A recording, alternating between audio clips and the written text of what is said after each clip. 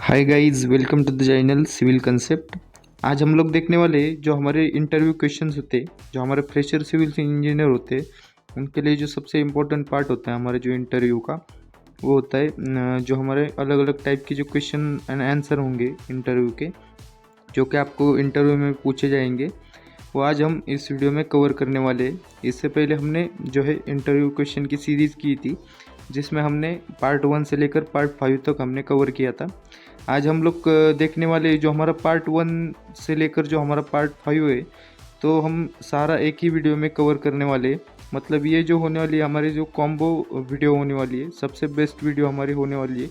तो guys please आप ज़्यादा से ज़्यादा लोगों को शेयर कीजिए, ताकि ज़्यादा से ज़्यादा जो फ्रेशर से इंजीनियर होंगे या जो जॉब ढूंढ रहे होंगे उनको ये फ़ायदा। तो चलिए शुरू करते हैं आज की वीडियो। उससे पहले गाइज़ प्लीज़ चैनल को सब्सक्राइब कीजिए, लाइक कीजिए, शेयर कीजिए और वीडियो पूरा देखिए। गाइज़ मैं आपके लिए बहुत ज़्यादा मेहनत करता हूँ, ऐसे ही इंफॉर्मेटिव और एजुकेशनल वीडियो में लाता रहता हूँ। तो गाइज़ प्लीज़ चैनल को सब्सक्राइब कीजिए, ताकि सबसे पहले आपको जो है हमारी वीडियो की नोटिफिकेशन मिल सके। बेल आइकन को भी ऑन कर दीजिए और लाइक कीजिए। आपके एक लाइक से मुझे बहुत ज़्यादा मोटिवेशन मिलता है। और अपने दोस्तों के साथ शेयर कीजिए, ताकि उनको भी उनके इंटरव्यू में जो है मदद मिल सके। तो चलिए शुरू करते। तो सबसे पहले होगा हमारा जो हमारे लिस्ट ऑफ जो सॉफ्टवेयर होंगे जो सिविल इंजीनियरिंग में यूज़ किए जाते, वो देखेंगे हम। तो सबसे पहले उसमें होगा हमारा ऑटोकैड, सेकंड होगा हमारा रेविट, स्केचअप, माइक्रोसॉफ्ट ऑफिस। ये जो है अलग अलग जो है हमारे जो सॉफ्टवेयर होते हैं जो हमारे सिविल इंजीनियर में यूज़ होते हैं। इससे भी अलग अलग जो है सॉफ्टवेयर हम यूज़ करते हैं कंस्ट्रक्शन में, या जो हमारा ड्राइंग होते हैं उसके लिए जो है और भी हम जो है सॉफ्टवेयर यूज़ करते हैं। हमने सिर्फ इतना ही कवर किया हुआ है। तो आगे हम देखेंगे। तो जो हमारा सिविल इंजीनियर्स होते हैं उनके लिए जो हमारे टॉप ऐप्स होंगे जो हमारे मोबाइल में हमें अवेलेबल होते हैं, वो ऐप कौन कौन से होते हैं। तो उसमें होता है हमारा एवरनोट होता है, स्टील होता है, ड्रॉप बॉक्स होता है, इंस्टाग्राम होता है, स्केचबुक होता है, फोटो एक्सप्रेस होता है, फ्लिपबोर्ड होता है, मैजिक प्लान होगा, हाउज होता है और ऑटोकैड WS होता है। ये जो होते हैं हमारे अलग अलग टाइप के जो है हमारे ऐप होंगे, जो हमारे सिविल इंजीनियरिंग जो स्टूडेंट होंगे उनके लिए बहुत ज़्यादा इम्पोर्टेंट होते हैं। आप इसका इस्तेमाल कर सकते हैं। आगे हम देखेंगे जो हमारी रूफ्स होती है, जो हमारी छत होती है, उसके अलग अलग जो है टाइप होते हैं, वो कौन कौन से होते हैं वो देखेंगे हम। तो गलविंड रूफ होगा। सबसे पहले जो रूफ होता है हमारा गलविंड रूफ होता है। सेकंड हम देखेंगे मैंसर्ड रूफ होता है। थर्ड होगा हमारा बेल कास्ट रूफ। फोर्थ होता है हमारा साउथ टूथ रूफ। जो फिफ्थ होता है हमारा मॉनिटर रूफ। जो सिक्स होगा हमारा हाफ हिप रूफ। जो सेवन्थ होता है हमारा डक गैबल रूफ। जो हमारा एट होगा स्किलन रूफ। जो हमारा नाइन्थ होगा गैब्रियल रूफ। और ऐसे अलग अलग टाइप के जो है हमारे रूफ हमें देखने को मिलते हैं जो हमारा कंस्ट्रक्शन होता है। आपको ये इम्पोर्टेंट होगा, जो ये पॉइंट होते या जो हमारे टाइप ऑफ रूफ्स होंगे आपको पूछे जाए तो आप इंटरव्यू में बता सकते हैं, ये इम्पोर्टेंट होते हैं। आगे हम देखेंगे जो डेंसिटी होती है कंस्ट्रक्शन में, जो सबसे इम्पोर्टेंट और ज़्यादा से ज़्यादा हमें पूछने जाने वाला क्वेश्चन होता है। डेंसिटी ऑफ मटेरियल, जो हमारे अलग अलग टाइप के जो कंस्ट्रक्शन मटेरियल होते हैं उसकी जो डेंसिटी होगी वो हमें पूछी जाती है। हमने इस वीडियो में सिर्फ 4 जो है इम्पोर्टेंट डेंसिटी के कवर किया है। मैंने अलग से जो है डेंसिटी के लिए जो इम्पोर्टेंट जो हमारे कंस्ट्रक्शन मटेरियल होते हैं उनके लिए जो डेंसिटी होती है उनकी, उसके लिए जो अलग सी वीडियो बनाई रखी है, मैं आपको लिंक डिस्क्रिप्शन में दे दूँगा। तो आज की वीडियो में हमने सिर्फ 4 कवर किए हुए, सबसे इम्पोर्टेंट है वो भी। चलिए वो देखते हैं। तो सबसे पहले होगा हमारा डेंसिटी ऑफ ब्रिक। जो हमारी ब्रिक होती है उसकी जो डेंसिटी होगी वो कितनी होगी हमारी 1600 से 1920 kg/m³ की जो है हमारी डेंसिटी होगी, जो हमारी ब्रिक होती है उसकी।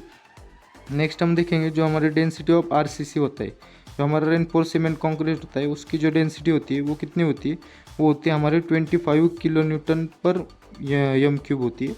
और जो न्यूटन में देखेंगे हम तो वो होती है हमारी 25,000 N/मीटर क्यूब। ये जो होती है हमारी डेंसिटी होती है। और याद रखिए कभी भी डेंसिटी होती है हमारी kg/m³ या जो kN/m³ के जो है हमारा लिमिट होता है। जो हमारे डेंसिटी ऑफ पीसीसी होगा वो होता है हमारे 24 किलो न्यूटन पर एम क्यूब, या जो हम कह सकते हैं 24,000 न्यूटन पर एम क्यूब। न्यूटन में या जो हमारा किलो न्यूटन होगा उसमें दोनों में मेजर किए जाते हैं। जो डेंसिटी ऑफ स्टील होती है, जो स्टील की डेंसिटी होती है वो हमारे बहुत ज़्यादा जगह पर हमें जो है पूछे जाते हैं, तो वो होती है हमारी 7,850 kg पर एम क्यूब। इतनी जो है हमारी स्टील की जो है डेंसिटी होती है। आगे हम देखेंगे तो जो मैक्सिमम फ्री फॉल होता है कंक्रीट का, मतलब जो हम कंक्रीट कास्टिंग करते और हम ऊपर से जो कंक्रीट डालते, अगर हमारा यहाँ पर जो है स्लैब चल रहा होता है और हम ऊपर से डालेंगे तो मैक्सिमम फ्री फॉल होगा हमारा 1.5 मीटर का होता है, 1.5 मीटर। उससे ज़्यादा हम नहीं डाल सकते।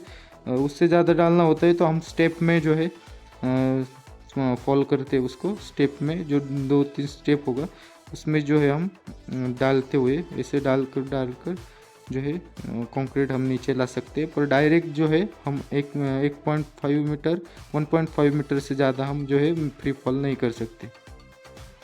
जो हमारी स्पेसिंग होती है, चेयर की जो स्पेसिंग होती है, हमारी जो फुटिंग होगी या जो हमारा स्लैब होता है उसमें जो हमारी चेयर यूज़ की जाती है उसकी जो स्पेसिंग होती है वो हमारी 1 मीटर होती है। मतलब एक चेयर इधर लगाई तो 1 मीटर पर ऐसे लगा सकते, या जो यहाँ पर है यहाँ पर जो है 1 मीटर ऐसा डिस्टेंस छोड़ सकते, 1 मीटर यहाँ पर, 1 मीटर यहाँ पर, ऐसे हम जो है हमारी जो चेयर होगी वो प्लेस कर सकते। आगे हम देखेंगे जो हमारा डीपीआर का फुल फॉर्म क्या होता है, हमारा डिटेल प्रोग्रेस रिपोर्ट। जो हमारा कंस्ट्रक्शन साइट पर जो साइट इंजीनियर होते हैं उनको ये रिपोर्ट हमेशा देना पड़ता है। जो हमारे मैनेजर होंगे या जो हमारे जॉब पर सिविल इंजीनियर होते हैं उनको ये जो रिपोर्ट होता है हमारा DPR report, daily project report हमें सबमिट करना होता है। जो हाइट ऑफ पैरापिट वॉल होगा, जो पैरापिट वॉल होते हैं जो हमारे घर का कंस्ट्रक्शन करने के बाद जो हमारा ऊपर का सबसे पार्ट होता है, जो हमारा स्लैब होती है उस पर जो हम टेरेस होगा उसके साइड में जो हम वॉल खड़ी करते हैं ऐसी, ये जो है हमारा टॉप व्यू है, ये हमारी वॉल होगी। ये जो है हमारा फ्रंट व्यू होगा, ये हमारा स्लैब होगा, ये हमारा घर होगा, और ये जो है हमारी पैरापिट वॉल होती है। तो जो पैरापिट वॉल होती है उसकी जो हाइट होती है वो हमारी होती है 1 मीटर। 1 मीटर से कम कभी भी हम जो है पैरापिट वॉल की हाइट दे नहीं सकते। आगे हम देखेंगे जो हमारा 1 यार्ड होता है, 1 यार्ड हमारा कितना फीट होता है, जो 3 फीट होता है। जो हमारा 1 यार्ड होगा वो हमारा 3 फीट होता है। ये भी हमें पूछे जाते हैं। जो हमारा में अलग अलग जो मेजरेशन होते हैं वो हमें पूछे जाते हैं। जो हमारा यूनिट कन्वर्जन होता है या जो हमारा मेजरमेंट का जो कन्वर्जन होगा वो किस प्रकार से होता है वो पूछे जाते हैं। तो जो हम नेक्स्ट देखेंगे जो हमारे स्टील का जो वेट हम कैलकुलेट करते हैं, जो साइट इंजीनियर होते हैं उनको सबसे इम्पोर्टेंट होता है हमारा जो स्टील आता है साइट पर उसका जो वेट होता है हम कैसे कैलकुलेट कर सकते हैं ऑन साइट, जो कि बिना कुछ डाटा के सिर्फ डायमीटर होता है। हमें डायमीटर दिया जाता है 8 mm, 10 mm, जो 36 mm, अलग अलग जो mm का जो डाटा दिया जाता है उसके हिसाब से आप ऑन साइट हम किस तरह से स्टील का जो वेट होता है वो कैसे निकाल सकते हैं। तो उसका फॉर्मूला होता है हमारा d² डिवाइडेड बाई 162.2 kg पर मीटर। जो d होगा हमारा d होता है हमारा डायमीटर होता है।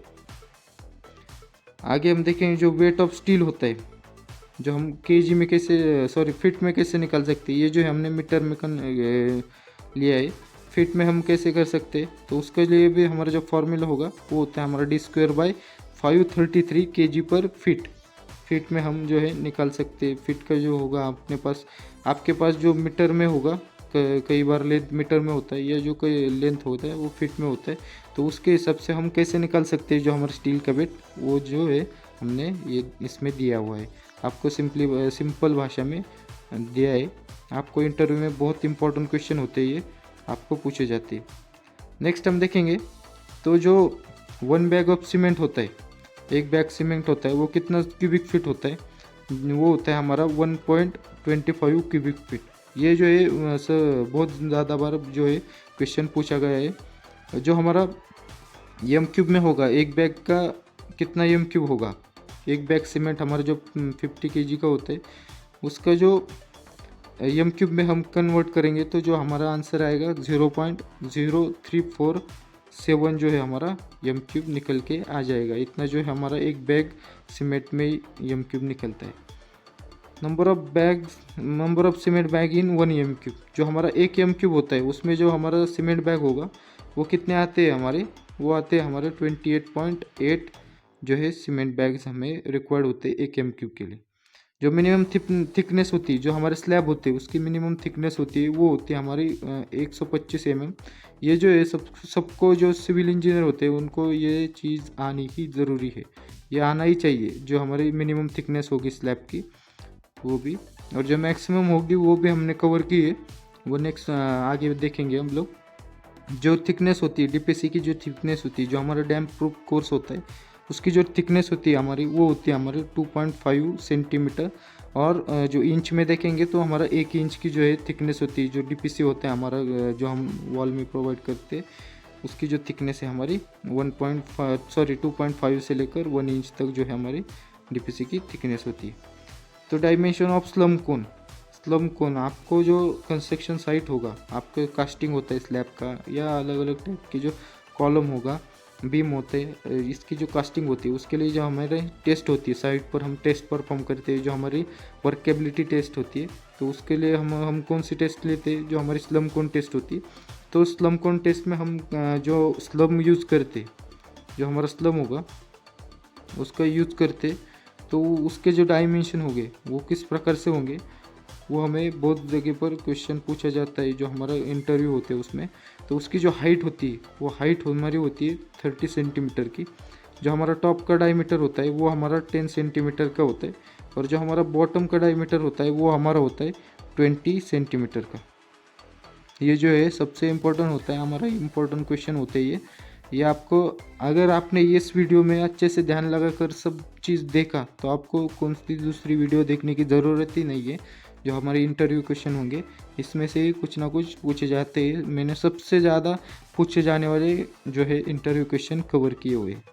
आगे हम देखेंगे जो हमारी स्लम वैल्यू होती है और डिफरेंट मेंबर, जो हमारे कंस्ट्रक्शन के अलग अलग जो मेंबर होते हैं जैसे कि column, beam, slab, pavement, bridge, इनके जो अलग अलग टाइप की जो स्लम वैल्यू होगी वो किस प्रकार से होती है वो हमने इस वीडियो में कवर किए हुए हैं। ये भी आपको पूछे जाने वाले क्वेश्चन होते हैं। ये जो हमारे साइट इंजीनियर होते हैं उनके लिए बहुत इंपॉर्टेंट क्वेश्चन होते हैं। ये जो है आपको साइट पर जो है ये नॉलेज आपको रहनी चाहिए, आपको ये आना चाहिए। तो उसमें देखेंगे हम, तो जो हमारा सबसे पहले मेंबर होता है जो कॉलम होता है उसके लिए जो हमारी स्लम वैल्यू होगी वो होती है हमारे 75 से लेकर 150 mm तक जो है हमारी स्लम की वैल्यू होती है।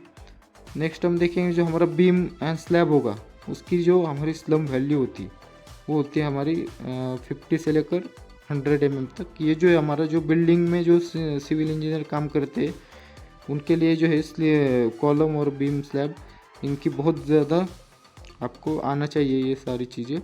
जो हमारे पेवमेंट्स होते हैं, जो हमारे रोड्स होती है, कंक्रीट की जो रोड्स होती है, पेवमेंट होते, तो उसमें जो हमारा स्लम की जो वैल्यू होती है वो होती है हमारी 20 से लेकर 30 mm तक जो है हमारा स्लम की वैल्यू होती है।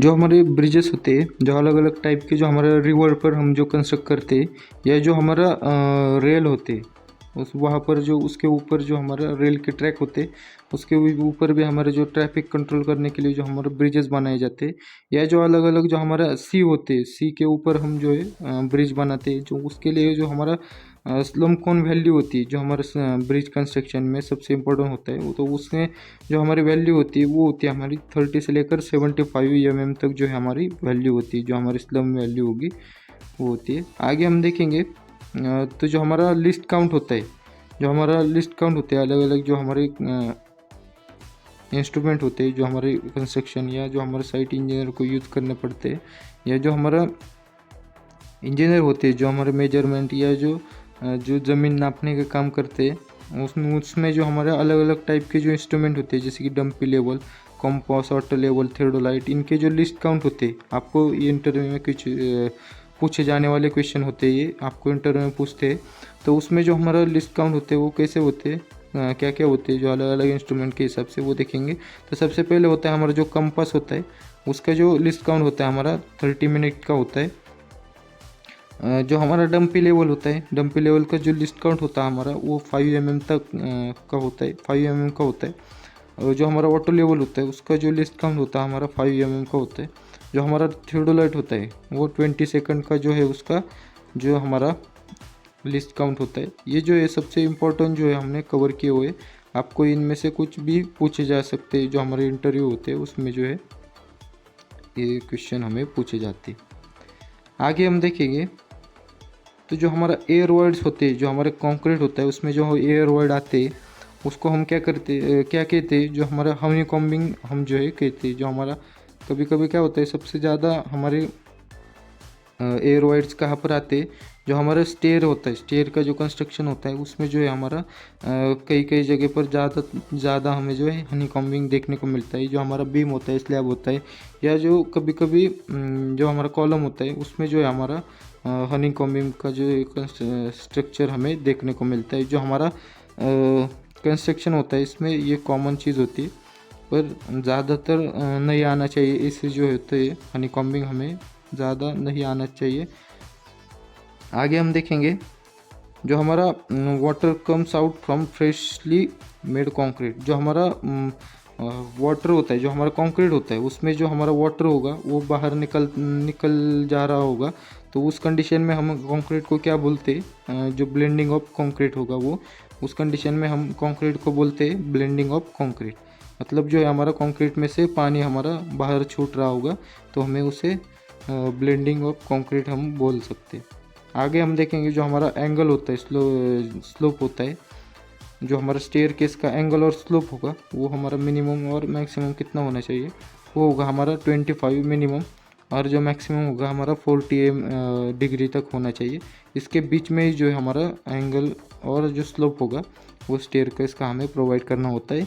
आगे हम देखेंगे जो हमारा राइज़र होता है, जो हमारा स्टेयर केस में हमारा राइज़र और ट्रेड, ये जो हमारा इम्पोर्टेंट पार्ट होते हैं, ये किस किस प्रकार से होते हैं, उनकी जो लेंथ होगी वो किस प्रकार से होती है। जो हमारा राइज़र होता है वो हमारा 150 mm से लेकर 200 mm तक के बीच में होना चाहिए।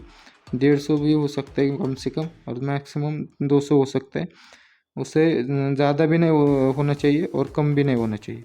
आगे हम देखेंगे जो हमारा ट्रेड होता है, जो राइज़र होता है, राइज़र कुछ इस प्रकार से होता है, ट्रेड जो होता है हमारे जो इस प्रकार से होता है। ये जो हमारा राइज़र है और ये होता है हमारा ट्रेड। तो ट्रेड देखेंगे जो हमारा, तो उस कंडीशन में क्या होता है, जो हमारा ट्रेड होता है वो हमारा 300 mm से ज़्यादा नहीं होना चाहिए, और जो 250 mm है उससे कम भी नहीं होना चाहिए, इसके बीच में ही होना चाहिए। ये जो है हमारे स्टैंडर्ड जो है साइज़ होती है राइज़र और ट्रेड की, और ये जो एंगल है हमारा सबसे इम्पोर्टेंट है। आगे हम देखेंगे जो हमारी जो कंक्रीट होती है या जो हमारा सीमेंट होता है उसमें जो हमारे डिफरेंट इंग्रेडिएंट होते हैं उनका जो टेम्परेचर होता है, जलने का जो टेम्परेचर होगा, जब 1400 डिग्री सेल्सियस से ऊपर टेम्परेचर चला जाएगा तो हमारे सीमेंट के अंदर के जो इंग्रेडिएंट होते हैं वो हमें आग पकड़ के लेते हैं, आग पकड़ते हैं। इससे कम टेम्परेचर होना चाहिए जो हमारा सीमेंट हम जहाँ पर भी यूज़ करते हैं वहाँ पर। आगे हम देखेंगे जो हमारा कवर होते हैं, जो हमारे कंस्ट्रक्शन में अलग अलग जो मेंबर होते हैं, स्लैब, बीम, कॉलम, फुटिंग, इनमें जो हम जब रेनफोर्समेंट करते हैं या जो हम स्टील प्रोवाइड करते हैं, और जब हम कंक्रीट करेंगे तो उससे पहले हमें क्या करना होता है, जो हमारे कवर होते हैं उसे प्रोवाइड करना पड़ता है। तो जो हमारा कवर होंगे वो हमारे होते हैं, जो स्लैब होता है उसमें हमें 20 mm का जो है कवर प्रोवाइड करना पड़ता है। जो हमारा बीम होता है उसका उस कंडीशन में हमें जो 25 mm का जो है कवर प्रोवाइड करना पड़ता है। मतलब जो हमारा स्टील होता है, ये स्टील जो होगा ये कुछ इस प्रकार से होता है। हमारा जो बीम होगा उसमें जो है हमारा इस प्रकार से जो है होगा। तो उस कंडीशन में जो है हमारा ये जो हमारा ये हमारा कवर होगा, कवर ब्लॉक हम प्रोवाइड करते हैं। ऐसे कहीं पर भी हम प्रोवाइड कर सकते हैं। एग्जांपल के लिए मैं दिखा रहा हूँ कि कैसे प्रोवाइड करते हैं। ये जो है हमारा 25 mm का जो है हमारा कवर होना चाहिए। आगे हम देखेंगे तो जो हमारा कॉलम होता है, कॉलम में कैसे प्रोवाइड करते हैं, कॉलम में जो ये रेनफोर्समेंट होता है, तो उसमें क्या होता है, ये रिंग कभी कभी क्या है, रिंग भी आती है हमें देखने को मिलती है, तो रिंग भी होती है। और उसमें हम क्या करते हैं, जो हमारा 40 mm का जो होता है हमारा, मतलब जो हमारा स्टील होता है, स्टील और शटरिंग के बीच में जो हमारा डिस्टेंस होता है वो हमारा 40 mm तक का रहना चाहिए इक्वली, इसीलिए हम वहाँ पर रिंग प्रोवाइड करते हैं। कवर ब्लॉक का ही जो मटेरियल होता है उसमें रिंग में होता है। आगे हम देखेंगे जो हमारा फुटिंग होता है, जब हम कंस्ट्रक्शन करते हैं तो जो हमारा फुटिंग होता है,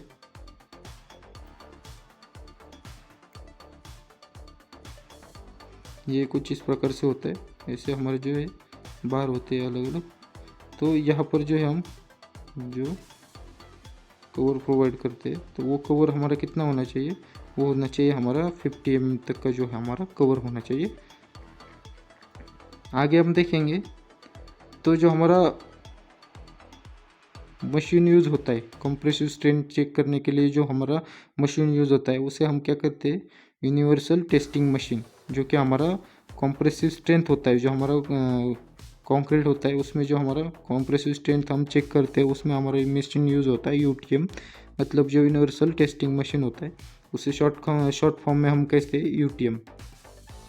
आगे हम देखेंगे तो जो हमारा सीमेंट होता है, जब मैन्युफैक्चरिंग होता है उस डेट से लेकर 3 मंथ्स के बीच में जो है हमारी एक्सपायरी होती है, जो हमारा सीमेंट होता है उसकी जो एक्सपायरी होती है वो हमारी 3 मंथ्स की होती है। कब से, जब वो मैन्युफैक्चरिंग डेट जो होती है उसमें, उस पर जो मैन्युफैक्चरिंग डेट होती है उसके बाद 3 मंथ्स तक जो है हमारा सीमेंट जो है अच्छा रहता है, उसके बाद जो है हम यूज़ नहीं कर सकते। दो मिनिमम ग्रेड होता है जो आरसीसी में, आरसीसी स्ट्रक्चर होता है, जैसे कि हमारा कॉलम हो गया, बीम हो गया, स्लैब होता है, ये जो हमारा फुटिंग होते हैं, तो उसमें जो हमारा मिनिमम जो ग्रेड होता है कंक्रीट का, जो मिनिमम ग्रेड होता है आरसीसी मेंबर में, तो वो हमारा होता है M20 का। इससे कम जो कंक्रीट होगा हम कभी भी यूज़ नहीं कर सकते, जो हमारा आरसीसी मेंबर होता है। इसके नीचे का जो होता है हमारा पीसीसी में हम जो है काउंट करते हैं। जो हमारा standard size of hook and angle होगा, जो हमारे हुक होते कुछ इस प्रकार से हुक होते हैं हमारे, कई कई जगह पर ऐसे हुक होते हैं हमारे, तो उसका जो हुक का जो एंगल होता है वो किस प्रकार से होता है वो देखेंगे हम लोग। तो जो हमारा हुक होता है, हुक कैसे हम फाइंड कर सकते हैं, तो उसका सिंपली फार्मूला होता है 10 इंटू डी मतलब जो होता है हमारा डाया होता है, डाया ऑफ बार, मतलब 10 mm का बार होगा तो 10 mm से मल्टीप्लाई करेंगे तो ये जो हमारा होगा वो निकल के आ जाता है। और जो हमारा एंगल होता है वो होता है हमारा 135 डिग्री का जो है हमारा एंगल होता है। आगे हम देखेंगे तो जो हमारा टेस्ट होते हैं, जो हमारे कंक्रीट होते हैं, कंक्रीट पर हम अलग अलग टाइप की जो है टेस्ट परफॉर्म करते हैं, वो किस किस प्रकार से होते हैं वो देखेंगे हम। तो सबसे पहले टेस्ट होता है हमारा स्लम कौन टेस्ट, स्लम टेस्ट होता है जो हम साइट पर जो वर्केबिलिटी टेस्ट करने के लिए यूज़ करते हैं। नेक्स्ट होता है हमारा जो कंप्रेसिव स्ट्रेंथ टेस्ट, जो कि हम लैब में जो हमारा क्यूब होता है, जो है हम क्यूब फॉर्म करते हैं, तो वो जो है हम टेस्ट करते हैं। जो हमारा यूटीएम होता है यूनिवर्सल टेस्टिंग मशीन, तो उसमें हम कंप्रेसिव स्ट्रेंथ जो है हमारी कंक्रीट की जो कितनी होगी वो चेक करेंगे हम। जो हमारा वाटर परमेबिलिटी टेस्ट होता है हम टेस्ट करते हैं, या हमारा जो वाटर एब्सॉर्प्शन टेस्ट होता है ये भी हम टेस्ट परफॉर्म करते हैं, जो हमारा कंक्रीट होता है उस पर। जो हमारी कंप्रेसिव स्ट्रेंथ होती है, जो हमारी ब्रिक होती है, ब्रिक की जो हमारी कंप्रेसिव स्ट्रेंथ होगी, जो अलग अलग ब्रिक होती है हमारी फर्स्ट क्लास, सेकंड क्लास, ये जो हमारा फायर ब्रिक होती है, उसमें जो हमारा कंप्रेसिव स्ट्रेंथ होगी वो किस प्रकार से होगी वो देखेंगे हम। तो जो हमारा फर्स्ट क्लास ब्रिक होती है उसकी जो कंप्रेसिव स्ट्रेंथ होती है हमारी, वो होती है हमारी 105 kg पर सेंटीमीटर स्क्वायर, जो है हमारी कंप्रेसिव स्ट्रेंथ होती है। जो हमारा सेकंड क्लास ब्रिक होगी उसकी जो कंप्रेसिव स्ट्रेंथ होती है वो होती है हमारे 70 kg पर सेंटीमीटर स्क्वायर। जो हमारी फायर ब्रिक होती है उसकी जो कंप्रेसिव स्ट्रेंथ होगी वो होती है हमारी 125 kg पर सेंटीमीटर स्क्वायर। ये जो हमारी कंप्रेसिव स्ट्रेंथ है, जो हमारे ब्रिक होती है अलग अलग, जो हम कंस्ट्रक्शन साइट पर जो ब्रिक यूज़ करते हैं उसकी जो कंप्रेसिव स्ट्रेंथ होगी आपको अगर इंटरव्यू क्वेश्चन में पूछे जाते जो टेस्ट ऑन कंक्रीट और कंप्रेसिव स्ट्रेंथ के ऑफ ब्रिक जो होगी वो आपको पूछे जाएंगे, तो आपको ये चीज़ें जो है आना चाहिए। आगे हम देखेंगे जो इनिशियल सेटिंग टाइम होता है, जो हम कंस्ट्रक्शन करते हैं उसमें, जो हम कंक्रीट कास्टिंग करते हैं उसमें जो हमारा सबसे इम्पोर्टेंट होता है, जो हमारा इनिशियल सेटिंग पर टाइम होता है वो कितना होता है हमारा, वो होता है हमारा 30 मिनट का। और जो हमारा फाइनल सेटिंग टाइम होता है वो हमारा 10 आवर या जो है 60 मिनट में होगा। मिनट में देखेंगे तो 60 मिनट होगा, और जो आवर में देखेंगे तो 10 आवर जो हमारा फाइनल सेटिंग टाइम होता है। In cantilever beam tension and compression zone, जो हमारा कैंटिलीवर बीम होता है, कैंटिलीवर बीम मतलब क्या होता है, जो हमारा ये अगर हमारा कॉलम है और ये जो हमारा स्लैब होगा, ये हमारा स्लैब होता है, यहाँ पर भी कॉलम होगा, तो ये जो ये पार्ट जो हमारा बाहर निकला हुआ होता है, तो इसे हम क्या कहते हैं, इसका एक साइड जो है हमारा सपोर्ट होता है, दूसरी साइड सपोर्ट नहीं होता, ये ऐसा हवा में होता है, और उसे हम जो है कैंटिलीवर बीम कहते हैं। ये जो है यहाँ से लेकर यहाँ तक जो है हमारा, यहाँ से लेकर यहाँ तक जो है हमारा कैंटिलीवर बीम है, तो इसे हम कैंटिलीवर बीम कहते हैं। तो जो हमारा कैंटिलीवर बीम होता है उसमें जो हमारा टेंशन जोन होता है, कैंटिलीवर बीम होगा, ये एग्जांपल के लिए लेंगे, तो जो हमारा टॉप होगा वहाँ पर जो है हमारा टेंशन जोन होता है कैंटिलीवर बीम में, और जो हमारा बॉटम होगा उसमें हमारा कंप्रेशन जोन होता है। और जो हमारा नॉर्मल बीम होता है उसमें देखेंगे हम, तो ये जो है हमारा एग्जांपल लेंगे हम, जो हमारा नॉर्मल बीम होगा मतलब दोनों साइड जो है हमारा कॉलम का सपोर्ट होगा, तो उस कंडीशन में जो हमारा टेंशन जोन होगा वो नीचे की साइड प्रोवाइड हुआ होगा, और जो हमारा कंप्रेशन जोन होता है वो ऊपर की साइड होगा। और कैंटिलीवर में सेम उल्टा होता है इसे उसका, कि जो टेंशन जोन होता है वो ऊपर होता है और जो कंप्रेशन जोन होता है वो नीचे होता है। इस तरह से आप समझ सकते हैं जो हमारा डिफरेंस होता है, जो हमारा कंप्रेशन जोन और टेंशन जोन होता है अलग अलग, जो हमारा बीम होता है या जो हमारा कैंटिलीवर बीम हो गया उसमें कैसे प्रोवाइड किया जाता है वो देखा हमने। आपको ये सबसे इम्पोर्टेंट नॉलेज होगा। आगे हम देखेंगे तो वेरियस क्यूरिंग मेथड होते हैं, जो हमारे क्यूरिंग होगी उसमें जो हमारे अलग अलग टाइप की जो क्यूरिंग मेथड्स होंगे वो किस प्रकार से होंगे वो देखेंगे हम। तो सबसे पहले होता है हमारा स्प्रेइंग, जो हम वाटर स्प्रे करते हैं जो हमारा कंक्रीट होगा उस पर। नेक्स्ट वो होगा हमारा वेट कवरिंग ऑफ सरफेस, जो हमारा वेट कवरिंग होता है सरफेस का।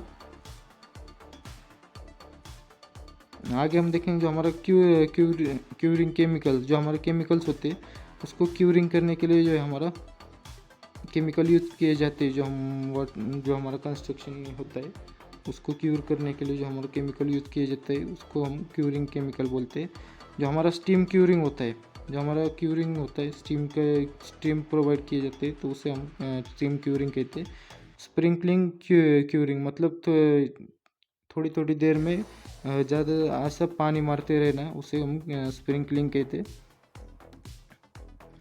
जो हमारा हाइट होता है, विंडो का जो हाइट होता है, मतलब जब हम ऐसा कंस्ट्रक्शन करते हैं, यहाँ पर जो है हमारी विंडो होती है, ये जो हाइट होगी हमारी, ये हाइट होती है, उसकी जो हाइट होगी हमारी वो होती है हमारी 1.1 मीटर जो है हमारी हाइट होगी विंडो के। आगे हम देखेंगे तो जो हमारा हाइट ऑफ बिल्डिंग होती है, मतलब जब हमारी स्लैब होती है, जो हमारी फ्लोरिंग होगी, फ्लोरिंग से लेकर जो हमारा ऊपर का जो स्लैब होगा उसको कास्टिंग करने तक की जो ये जो हाइट होगी वो हमारी होगी 3.15 मीटर की जो हमारी हाइट होती है। जो लिंटेल की थिकनेस होती है, जो हमारी लिंटेल हम प्रोवाइड करते हैं उसकी जो थिकनेस होगी हमारी वो होती है हमारी 15 सेंटीमीटर होती है। मिनिमम थिकनेस होती है, जो हमारी लिंटेल की मिनिमम थिकनेस होगी वो हमारी 15 सेंटीमीटर होगी।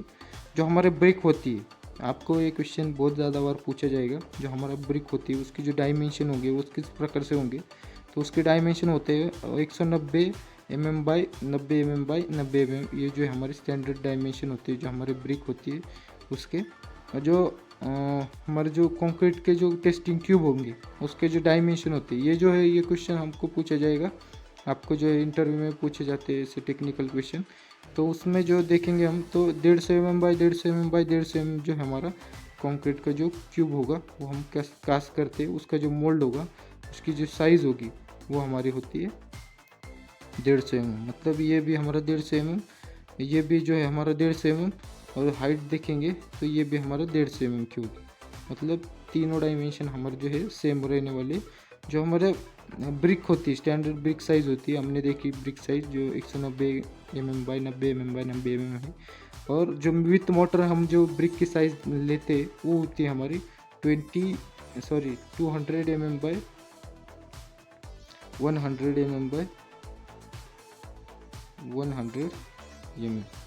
ये जो है हमारी स्टैंडर्ड साइज़ होती है ब्रिक की। जो हमारा मोटर विथ मोटर लेंगे तो उतनी हमारी जो है साइज़ आने वाली। आगे हम देखेंगे तो जो हमारा स्लम कोन होता है वो फील्ड करते हैं। जब हम स्लम कोन टेस्ट होता है हमारा टेस्ट परफॉर्म करते हैं, तो उस कंडीशन में जब हम स्लम कोन फील्ड करते तो वो हमारा होता है 4 लेयर में जो है हमें फील्ड करना होता है।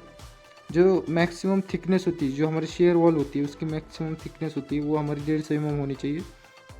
जो हम लिंटल प्रोवाइड करते वो होते हैं हमारे 2.4 मीटर पर जो है जो हमारा ब्रिक कंस्ट्रक्शन होगा उस कंडीशन में जो हम 2.4 मीटर तक जो है हाइट पर जो है हमारे लिंटल हम प्रोवाइड करते हैं। आगे हम देखेंगे तो maximum diameter use in slab, minimum diameter use in slab. जो हमारा स्लैब होता है उसमें मिनिमम डायमीटर होगा हमारा 8 mm का, उससे कम जो डायमीटर है हम स्लैब में नहीं यूज़ कर सकते।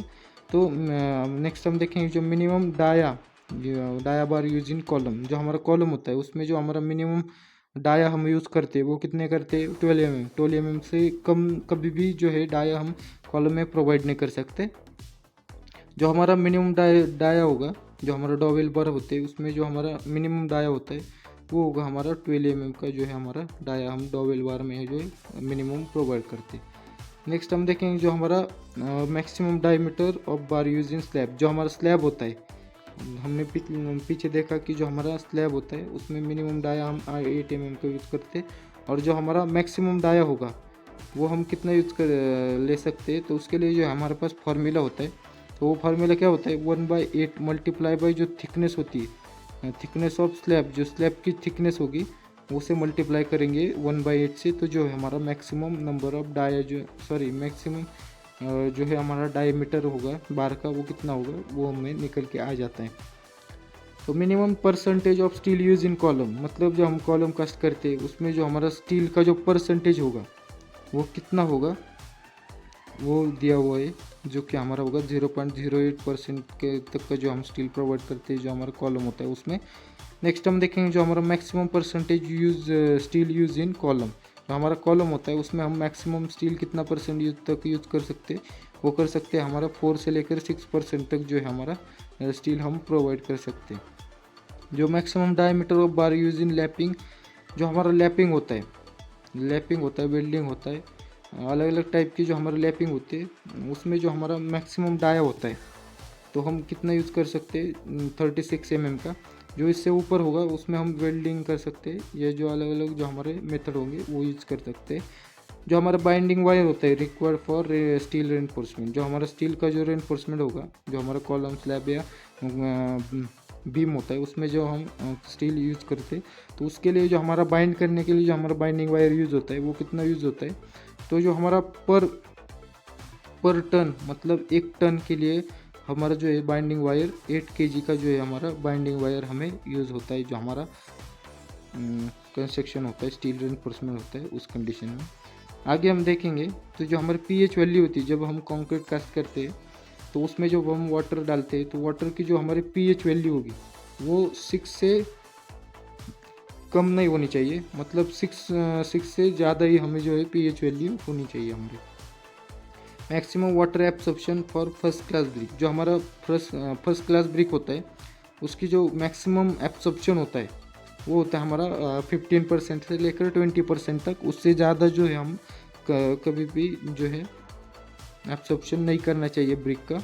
जो हमारा ड्राई वेट होता है उसका जो है हमारा 15% या 20% तक ही सिर्फ हमें जो है एब्सॉर्प्शन होना चाहिए जो हमारे वाटर होता है उसका। जो हमारे सीमेंट होता है, ऑर्डिनरी सीमेंट होता है, उसमें कौन कौन से जो इंग्रेडिएंट होंगे वो यूज़ होते हैं। तो सबसे पहले होता है जो हमारा लाइम होता है, सिलिका होता है, एल्यूमिना होता है, कैल्शियम होता है, सल्फेट होता है, iron oxide, magnesia, sulphur, alkalis. ऐसे जो है अलग अलग जो हमारे इंग्रेडिएंट होते हैं जो हमारा ऑर्डिनरी सीमेंट होता है उसमें जो है हमें रिक्वायर्ड होते हैं। Ordinary Portland cement consist of 62 to 67% of lime. जो हमारा लाइम होता है, जो लाइम होता है ऑर्डिनरी पोर्टलैंड सीमेंट होता है उसमें जो हमारा लाइम प्रोवाइड किया जाता है वो कितने परसेंट तक होता है, वो होता है हमारा 62 से लेकर 67% तक जो है हम लाइम जो है कंज्यूम करते हैं जो हमारा ऑर्डिनरी पोर्टलैंड सीमेंट होता है।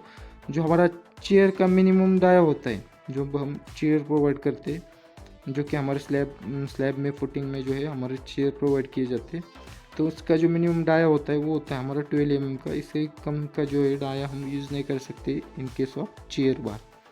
आगे हम देखेंगे जो minimum curing period of concrete. जो हमारा कंक्रीट होता है उसका जो मिनिमम पीरियड होता है क्यूरिंग का वो होता है हमारा 7 days का।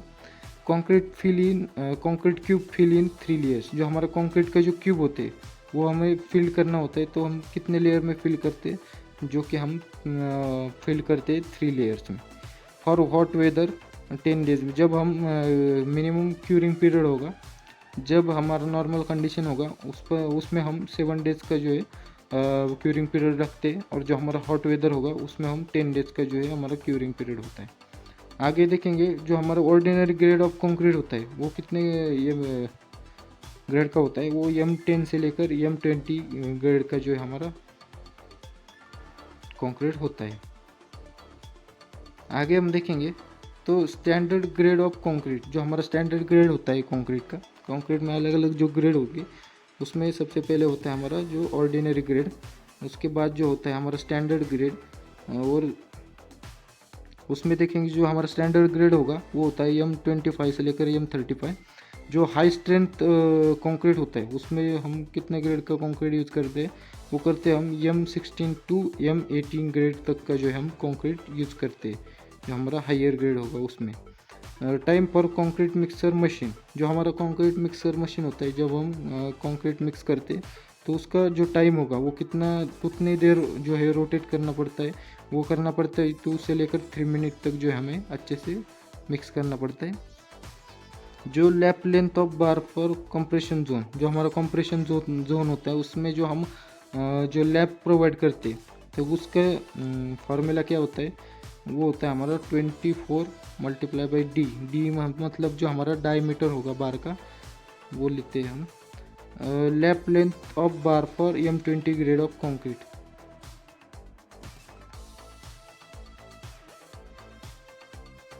आगे हम देखेंगे फॉर कॉलम। जो लैप लेंथ होता है कॉलम में वो हमारा होता है 45D। जो हमारा बीम और स्लैब होता है उसमें जो हमारा लैप लेंथ होगा वो हमारा 60D तक का जो है हमारा बीम में 60D और स्लैब में 60D का जो है हमारा लैप लेंथ होता है। जो नंबर ऑफ स्टीरअप इन बीम। जो हमारा बीम होता है, जब हम बीम में जो है स्टीरअप प्रोवाइड करते हैं, ये जो है हमारा ऐसे स्टील हमें प्रोवाइड करते हैं, और उसमें जो हमारा जो ये स्टीरअप होगा उसका जो स्पेसिंग होती है या जो हमारा नंबर ऑफ स्टीरअप हम कैसे फाइंड करते हैं, तो उसके लिए जो हमारा फार्मूला होता है। तो फार्मूला क्या होता है हमारा, तो जो हमारा क्लियर स्पैन होता है, जो हमारा बीम होगा, बीम की जो पूरी लेंथ होती है उसका क्लियर स्पैन होगा, डिवाइडेड बाय स्पेसिंग, मतलब कितने mm तक हम डालेंगे, जो कि हमारा होता है 150 mm तक जो हम स्टीरअप प्रोवाइड करते हैं 6 इंचेस पर, या बीम के कंडीशन में कम ज़्यादा होता है 5 इंचेस, या अलग अलग जो है कंपोनेंट के हिसाब से अलग अलग होते हैं। तो स्पेसिंग डालेंगे +1 करेंगे तो जो हमारा नंबर ऑफ स्टीरअप जो है हमें निकल के आ जाता है। Lapping length bar in tension zone. जो हमारा टेंशन जोन होता है, ऊपर हमने देखा जो हमारा कंप्रेशन जोन होता है उसका देखा, और जो हमारा टेंशन जोन होगा उसमें जो हम प्रोवाइड करते हैं, जो लैप प्रोवाइड करते हैं वो होता है हमारा 50D और 60D, जो हमारा अलग अलग कंडीशन के हिसाब से जो हमारा लैप लेंथ होगा। आगे हम देखेंगे जो हमारा फुल फॉर्म होते हैं T M T bar, T M X bar, E S D bar, H Y S D bar, C T D bar, इसके जो फुल फॉर्म होते हैं वो किस प्रकार से होंगे। तो जो हमारा टी एम टी बार होता है उसका फुल फॉर्म होता है थर्मोमैकेनिकल ट्रीटेड बार। जो हमारा टी एम एक्स बार होता है वो थर्मोमैक्स पावर्ड बार होता है। जो हमारा एस डी बार होता है वो सुपर डक्टाइल बार होता है। जो हमारा H Y S D bar होता है हाईली स्ट्रेंथ डिफॉर्म बार होता है। जो हमारा सी टी डी बार होता है वो कोल्ड ट्विस्टेड डिफॉर्म बार होता है। ये जो है अलग अलग जो फुल फॉर्म होते हैं, ये जो हमारे साइट इंजीनियर होते हैं या जो हम जॉब जब लेने जाते हैं या जो इंटरव्यू के लिए जाते हैं उसमें हमें पूछे जाते हैं इस सब क्वेश्चन। आगे देखेंगे हम तो जो हमारा गुड ब्रिक होती है उसमें जो एल्यूमिनियम हम यूज़ करते हैं वो कितने परसेंट तक की यूज़ करते हैं, वो करते हैं हम 20% से लेकर 30% जो है एल्यूमिनियम हम गुड ब्रिक में यूज़ करते हैं। जो हमारा सिलिका होता है वो हम यूज़ करते हैं 50% से लेकर 60% तक जो है हमारा सिलिका यूज़ होता है जो हमारा गुड ब्रिक होती है उसमें।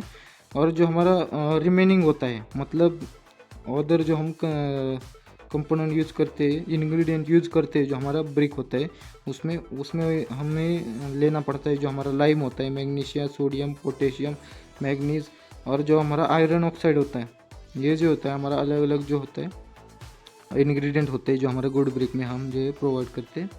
Initial and final time of cement determine Vicat apparatus, मतलब जब हम कंक्रीट कास्ट करते तो उसका जो हम इनिशियल सेटिंग टाइम और जो फाइनल सेटिंग टाइम कैसे निकाल सकते, तो उसके लिए जो हमारा टेस्ट होता है जो हमारा लैब में हम कंडक्ट करते तो उसका जो एपरेटस होता है मतलब हम वीकेट एपरेटस होता है उससे हम परफॉर्म कर सकते हैं। जो हमारा इनिशियल और सेटिंग टाइम हम उससे परफॉर्म करके निकाल सकते, टेस्ट करके निकाल सकते जो हमारा वीकेट एपरेटस होता है उसके हेल्प से। नेक्स्ट हम देखेंगे डिशटरिंग पीरियड ऑफ आरसीसी मेंबर। जो हमारा आरसीसी मेंबर होते जो हमारा अलग अलग आरसीसी मेंबर होंगे जैसे कॉलम, वर्टिकल वॉल होते, स्लैब होते हमारे, बीम होते, बीम, आर्चेस, अलग अलग टाइप के जो हमारे आरसीसी मेंबर होते हैं उसकी जो डिशटरिंग टाइम होता है वो किस किस प्रकार से लेते हैं हम। तो जो हमारा column, walls and vertical formwork होगा वैसे सीधा जो फॉर्मवर्क होता है उसके लिए जो हमारा डिशटरिंग टाइम होता है वो 16 से लेकर 24 आवर्स तक जो है हमारा डिशटरिंग टाइम होता है। जो हमारा 100 फीट फॉर्मवर्क होता है जो हमारा स्लैब होता है उसका जो 100 फीट फॉर्मवर्क होता है उसके लिए जो हमारा डिशटरिंग टाइम होगा वो होता है हमारा 30 डेज़ का। पर उस जब हम डिशटरिंग करेंगे उसके बाद हमें जो है प्रॉप्स रिफिक्स करना पड़ता है जो हम निकालते हैं। जो हमारा डिशटरिंग करने के बाद जो है हम प्रॉप रिफिक्स करते हैं। जो हमारा बीम होता है उसमें जो डिशटरिंग टाइम होता है हमारा वो 7 डेज़ का होता है। पर सेम जो हमारा स्लैब की कंडीशन में जैसे हम प्रॉप्स रिफिक्स करते हैं इस कंडीशन में भी जो है हमारा प्रॉप्स रिफिक्स करना पड़ता है। जो हमारा बीम स्पैनिंग होता है जो 4.5 मीटर तक का जो हमारा स्पैनिंग होता है बीम का उस कंडीशन में जो है हम 7 डेज़ में जो है डिशटरिंग कर सकते हैं। और जो हमारा प्रॉप्स होते हैं उसे हमें रिफिक्स करना पड़ता है। जो हमारा बीम का स्पैन 4.5 मीटर से ज़्यादा होता है उसके लिए जो हमारा डिशटरिंग टाइम होता है वो 14 डेज़ का होता है और उसको भी हमें प्रॉप्स जो है प्रोवाइड करना होता है। जो हमारे आर्चेस होते हैं मतलब जो हमारा ऐसे स्ट्रक्चर होते हैं आर्च टाइप स्ट्रक्चर होते हैं उसका जो डिशटरिंग होता है मतलब यहाँ पर हम शटरिंग प्रोवाइड करते हैं और ये जो होते हैं हमारे प्रॉप्स होते हैं। तो इसका जो डिशटरिंग टाइम होता है हमारा वो होता है जो हमारा 6 मीटर तक का जो हमारा होगा जो स्पैनिंग होती है आर्च स्कैनिंग ये जो हमारा 6 मीटर होगा तो उस कंडीशन में जो हमारा डिशटरिंग टाइम होता है वो 14 डेज़ का होता है। और जो हमारा आर्च की स्पैनिंग होती है वो 6 मीटर से ज़्यादा होगी मतलब 8 मीटर 10 मीटर से ज़्यादा होगी, ऐसे 6 मीटर से ज़्यादा होती है। तो उस कंडीशन में जो हमारा डिशटरिंग टाइम होता है वो होता है हमारा 21 डेज़ का जो है हमारा टाइमिंग डिशटरिंग टाइमिंग होता है आर्च का कंडीशन में जब वो 6 मीटर से ज़्यादा होती है। ये जो है अलग अलग टाइप के जो हमारे आरसीसी मेंबर होंगे उसके डिशटरिंग पीरियड होते हैं। ये जो है हमारे जो इंटरव्यू होते हैं उसमें हमें जो है ये पूछे जाने वाले क्वेश्चन होते हैं। आगे हम देखेंगे तो जो हमारा टेस्ट होते हैं जो हमारा फ्रेश कंक्रीट होता है उसमें जो हमारा टेस्ट परफॉर्म हम करते हैं उसके लिए कौन कौन से टेस्ट होते हैं फ्रेश कंक्रीट पर हम परफॉर्म करने के लिए? उसमें होता है सबसे पहले हमारा स्लम कोन टेस्ट, जो कि हमारा वर्केबिलिटी टेस्ट होता है। मतलब जो हमारा कंक्रीट होगा वो कितना पतला होगा वो हमें इस टेस्ट से पता चलता है। दूसरा होता है हमारा कॉम्पैक्टिंग फैक्टर टेस्ट। तीसरा होता है हमारा वीबी टेस्ट। ये जो है हमारा अलग अलग जो है, जो हमारा कंक्रीट होते फ्रेश कंक्रीट, उस पर जो है ये इस टाइप के जो टेस्ट होते हैं वो परफॉर्म किए जाते हैं। नेक्स्ट हम देखेंगे जो हमारा टेस्ट ऑन हार्डन कंक्रीट। जो हमारा हार्ड कंक्रीट होता है, मतलब जो हम कंक्रीट कास्ट करने के बाद जो हमारा टेस्ट किए जाते बाद कास्ट करने के ज़्यादा दिन बाद जो है हम टेस्ट परफॉर्म करते, तो कौन कौन से टेस्ट होते हैं? वो होते हैं हमारे रिबोर्ड हैमर टेस्ट। मतलब जो हमारा इंस्ट्रूमेंट होता है हैमर जैसा, हमारा जो इंस्ट्रूमेंट होता है उससे जो है ऐसे कॉलम पर जो है फोर्स दिया जाता है, तो उससे हमारा जो कॉलम की स्ट्रेंथ होती है वो हमें पता चलती है। सेकंड होगा हमारा अल्ट्रासोनिक प्लस वेलोसिटी टेस्ट, जो कि हमारा हार्डन कंक्रीट पर जो है परफॉर्म किए जाते हैं। ये जो है हमारा अलग अलग टाइप के जो है टेस्ट किए जाते हैं, जो हमारा हार्डन कंक्रीट और फ्रेश कंक्रीट पर। आपको ये जो क्वेश्चन होंगे ये इंटरव्यू में पूछे जाते हैं, ये इंपॉर्टेंट क्वेश्चन होते हैं। आगे हम देखेंगे तो जो हमारा हम जो ब्रिक कास्ट करते हैं तो उसमें जो हमारा सिलिका होता है, सिलिका हम ज़्यादा यूज़ करेंगे तो जो हमारे ब्रिक होती है वो हमारी ब्रिटल तैयार होती है, और जो वीक तैयार होती है, मतलब जो हमारी स्ट्रेंथ होती है कंप्रेसिव स्ट्रेंथ, तो वो हमारी जो ब्रिक होती है उसकी कम आ जाती है जब हम excessive amount of silica use करते हैं। The process of manufacturing brick consist of brick clay, mould brick, dry brick और बर्निंग ब्रिक। जब हम ब्रिक का मैन्युफैक्चरिंग करते हैं तो सबसे पहले हमें क्या करना होता है, जो हमारा ब्रिक का क्ले तैयार करना होता है। उसके बाद जो होता है हमारा मोल्ड होता है, ब्रिक का जो मोल्ड होता है उसमें हमें जो है क्ले डालना पड़ता है, अच्छे से हम फिल करते हैं जो हमारा क्ले होता है। उसके बाद क्या करते हैं, हम बाहर निकालते हैं, जो ब्रिक होता है वो हम बाहर निकालते हैं, उसे हम ड्राई करते हैं। थोड़ा ड्राई करने के बाद जो हमारी भट्टी होती है उसमें हम जो है बर्निंग के लिए जो हमारे ब्रिक डाल देते हैं। ये जो है हमारा ब्रिक का जो है प्रोसेस होता है, मैन्युफैक्चरिंग प्रोसेस होता है। मोल्ड ऑफ ब्रिक में भी हैंड मोल्ड और मशीन मोल्ड। जो हमारा ब्रिक होता है उसका जो मोल्ड होता है वो हमारा हैंड मोल्ड भी हो सकता है और जो हमारा मशीन मोल्ड भी हो सकता है। ये जो है अलग अलग टाइप के जो हम ब्रिक का मोल्ड हम यूज़ करते हैं। जो हमारा burning of dry brick is done either clamp और क्लीन। जब जो हमारा ऑर्डिनरी सीमेंट होता है, और ऑर्डिनरी सीमेंट होता है उसमें जो हमारा अलग अलग इंग्रेडिएंट होते हैं वो किस किस प्रकार से होते हैं वो देखेंगे। तो सबसे पहले हम देखेंगे जो हमारा लाइम, हम जो है ऑर्डिनरी सीमेंट होता है उसमें हम लाइम यूज़ करते हैं। सिलिका, एल्यूमिना, कैल्शियम सल्फेट और एक्सेट्रा, ऐसे अलग अलग टाइप के जो है हम इंग्रेडिएंट हम यूज़ कर सकते हैं जो हमारा ये ऑर्डिनरी सीमेंट होता है उसमें। आगे हम देखेंगे दो कंक्रीट मिक्स जो रेंज होती है, कंक्रीट मिक्स की जो रेंज होती है स्लम रेंज, तो उस किस प्रकार से होती है वो देखेंगे।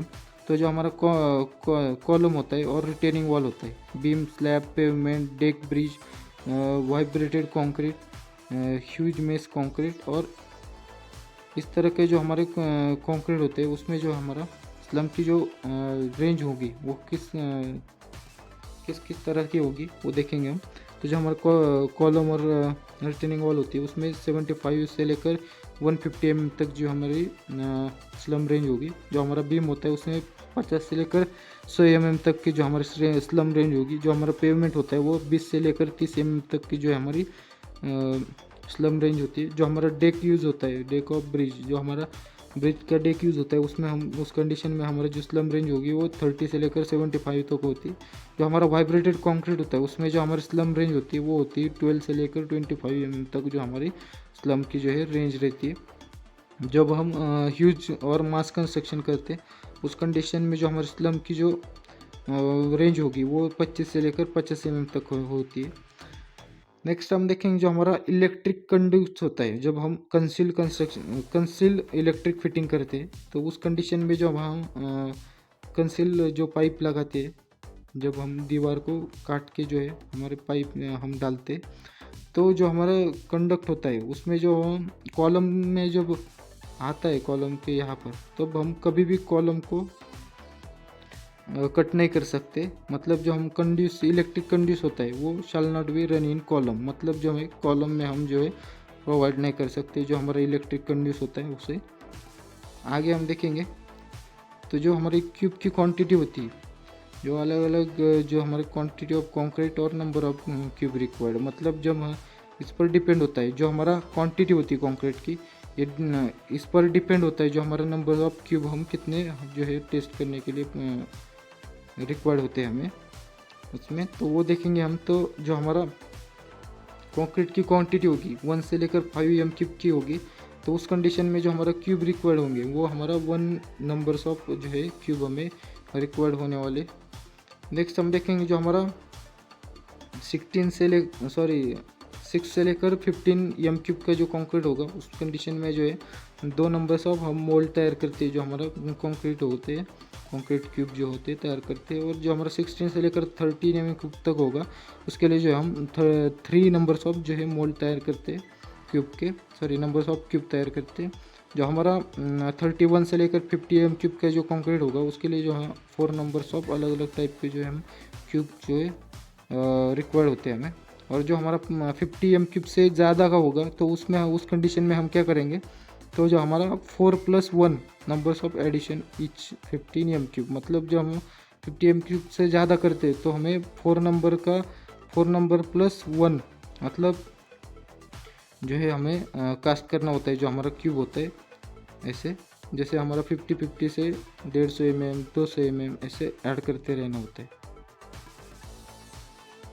आगे हम देखेंगे तो जो हमारा साइट इंजीनियर होते हैं, सिविल साइट इंजीनियर होते हैं, उनके लिए कौन कौन से वर्क होते हैं हमारे जो हमारे साइट पर होते हैं, वो कौन कौन से वर्क हमें किए जाते हैं या करना पड़ता है।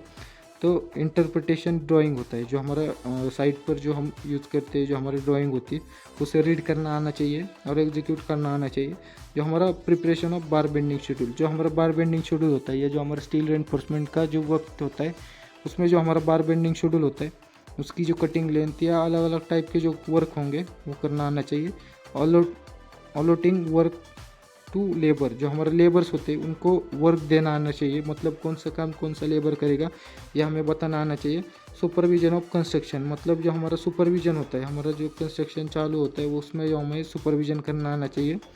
जो preparation of preparing schedule of material use on available, जो हमारा मटेरियल हम यूज़ करते हैं और जो हमारा अवेलेबल होता है मटेरियल, रिमेनिंग जो मटेरियल रहता है तो उसके लिए हमें जो शेड्यूल तैयार करना पड़ता है कि इतना मटेरियल रह गया, इतना मटेरियल ख़त्म हो गया, इतना मटेरियल हमें लाना है, ये जो हमें प्रिपेयर करना आना चाहिए।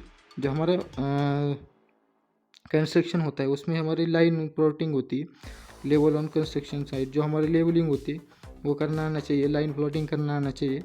प्रिपेयरिंग वर्क चार्ट शेड्यूल, जो हमारा वर्क का जो चार्ट होता है वो शेड्यूल होता है, वर्क का जो शेड्यूल होता है उसका चार्ट हमें प्रिपेयर करना आना चाहिए। Checking steel work of slab beam and column before concreting, जो हमारा कंक्रीटिंग के पहले जब हम कॉलम कास्ट करते तो उसमें जो हमारा स्टीरअप सही जगह पर लगा है क्या नहीं, यह जो हमारा बार होंगे वो सही से लगे हैं नहीं, जो हमारा अलग अलग डाया और बार होते हैं वो उसके हिसाब से दिए हैं नहीं, ये सब हमें चेक करना पड़ता है सभी कंडीशन में जो हमारा स्लैब बीम और कॉलम होता है उस कंडीशन में। सुपरविजन ऑफ क्यूरिंग प्रोसेस, जो हमारा क्यूरिंग प्रोसेस होता है उसे हमें सुपरविजन करना पड़ता है।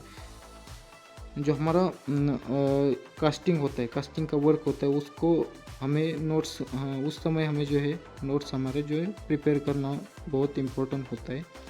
आगे हम देखेंगे तो जो हमारा सीमेंट और सैंड का जो मिक्सचर होता है उसे हम क्या बोलते हैं, मोटर बोलते हैं। आपको ये पूछे जाएंगे, जो हमारा सीमेंट प्लस सैंड हो गया उसे हम मोटर बोलते हैं। जो हमारा सीलेंट होता है, सीलेंट क्या होता है, a flexible rubbery type of material that use in seal gap और जॉइंट। जो हमारा सीलेंट होता है वो क्या करता है, जो हमारा गैप होता है सील करने के काम में यूज़ होता है, जो हमारी जॉइंट्स होती है उसे सील करने के काम में जो है यूज़ किया जाता है। और जो मटेरियल होता है वो फ्लेक्सिबल एंड रबरी टाइप का जो है मटेरियल होता है। आगे हम देखेंगे ड्रॉवेल। ड्रॉवेल क्या होता है, a panel made with the gypsum plaster that which wrapped in cardboard, it is commonly use in fundamental material for framing a building, ये जो होता है हमारा ड्रॉवेल होता है।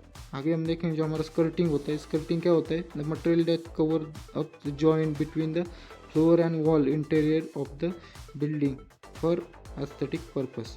जो हमारा स्कर्टिंग क्या होता है? जो हमारा हम जो ये जो होता है हमारा टाइलिंग वर्क होता है। तो टाइलिंग वर्क होने के बाद जब हम हमारी जो दीवार होती है, हमने ये टाइलिंग वर्क किया, तो सबसे पहले हमें क्या होता है? स्कर्टिंग प्रोवाइड करना होता है। मतलब जो ये पार्ट होता है यहाँ पर जो हम स्कर्टिंग प्रोवाइड करते हैं, जो कि हमारा जॉइंट पर ही होता है। जो हमारा वॉल एंड जो हमारा फ्लोरिंग होता है उसकी जॉइंट पर जो है हमें प्रोवाइड करना होता है, आगे प्रोवाइड करना होता है। तो गाइज आज की वीडियो में बस इतना ही। आपको एक सीरीज में जो इन्वॉल्व किए हुए क्वेश्चन होते वो कैसे लगे प्लीज़ कमेंट करके बताइए। आपके लिए बहुत ज़्यादा मेहनत करता हूँ, ऐसी अच्छी वीडियो में एजुकेशनल और इंफॉर्मेटिव वीडियो आपको लेके आता रहता हूँ। आपको इसी एक ही वीडियो में आपको सभी इंटरव्यू क्वेश्चन आपको देखने को मिलेंगे जो हमारे इम्पोर्टेंट होते हैं, जो हमारे इंटरव्यू होते हैं, जो हमारे फ्रेशर सिविल इंजीनियर होते हैं उनको पूछे जाने वाले क्वेश्चन होंगे, जो टेक्निकल क्वेश्चन होते हैं हमारे। जब हम सिलेबस में हमारे ये जो क्वेश्चन होते हैं हमारे सिलेबस में हमें दिए जाते। तो आपको ये वीडियो कैसे लगी प्लीज़ लाइक करके जाइए। आपके एक लाइक से मुझे बहुत ज़्यादा मोटिवेशन मिलता है। शेयर कीजिए ताकि आपके दोस्तों के साथ ये जो इन्फॉर्मेशन है आप बांट सके, उनको भी ये इंटरव्यू के लिए इम्पोर्टेंट होती है। और सब्सक्राइब कीजिए ऐसे अच्छे वीडियो, एजुकेशनल वीडियो और इन्फॉर्मेटिव वीडियो के लिए चैनल को सब्सक्राइब कीजिए। Thank you guys.